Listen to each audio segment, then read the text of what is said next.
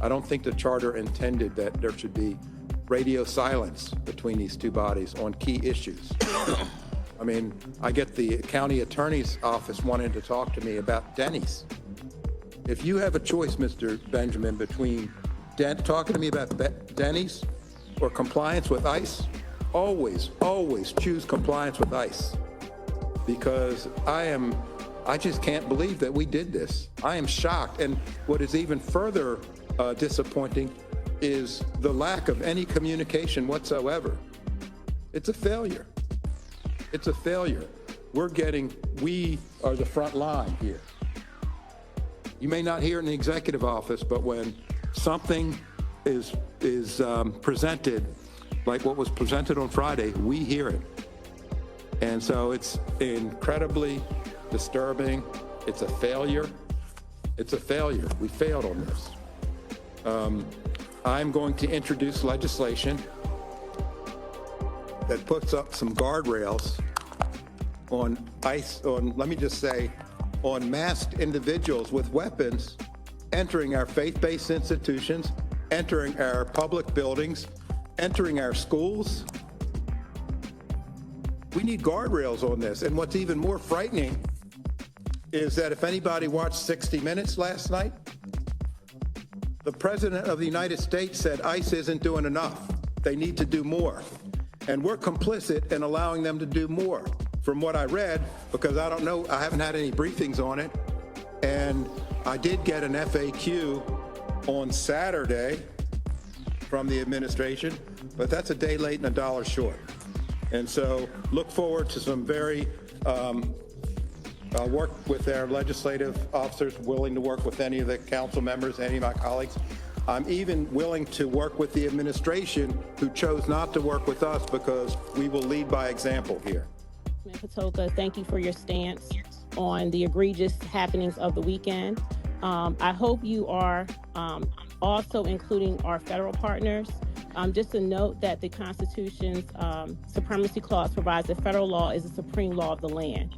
However, I know no one follows me on social media as of the last time I spoke, but I have made a statement about how it's more oversight over the county executive's office, especially with these MOUs, needs to be done by our council. Again, on the theme of... John Lee reports. The executive order states no one in the county jail will be detained beyond their court-ordered release date unless there's a criminal warrant signed by a judicial official. Here's Kamenetz talking about it in 2017. The existence of a written executive order is going to give people in the community assurances and security. Fast forward to 2025, and Baltimore County says there's nothing new here. The Memorandum of Understanding, or MOU, with ICE puts on paper what they've been doing at the county jail since last year. County Attorney James Benjamin. This MOU and the executive order, I do believe that they are consistent. The MOU says the county must contact ICE before someone with a federal immigration detainer or a judicial warrant is released. Then ICE will decide whether it will take custody of the inmate. But there are sharp differences of opinion about whether that executive order and the MOU can coexist. David Roca with the Maryland American Civil Liberties Union says the 2024 policy that the MOU is tied to says the county can hold inmates for ICE beyond their release date, either up to 4 hours or 2 days, depending on the type of detainer. Speaking at a rally against the MOU in Towson last week, Roca called it a betrayal of Kamenetz's executive order. Baltimore County has no authority, none, to detain people for ICE after a judge or a jury orders their release. That's unconstitutional. A county spokesman says no one is being held in the county jail beyond their release date. Kamenetz died in 2018, and Don Moeller was Kamenetz's chief of staff when he signed the 2017 executive order. Moeller says the MOU, approved by County Executive Kathy Klausmeyer's administration, remains true to Kamenetz's order. All of the approaches taken by County Executive Kamenetz, County Executive Bashevsky, County Executive Klausmeyer have all been designed to be constitutionally solid and common sense approaches to public safety.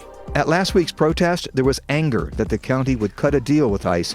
There were signs that said things like democracy, not dictatorship, and neighbors, not targets.